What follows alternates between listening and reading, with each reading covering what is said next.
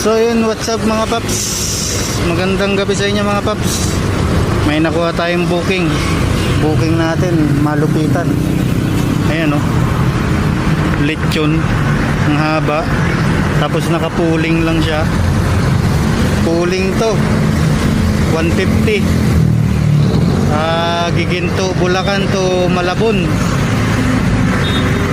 Pero joke lang yun, hindi to lechon.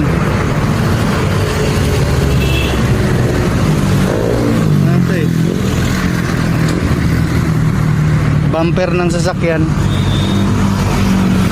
Hindi yan lechon, pero itsura siyang lechon. Sobrang haba. 150 giginto hanggang sa Malabon, nakapuling.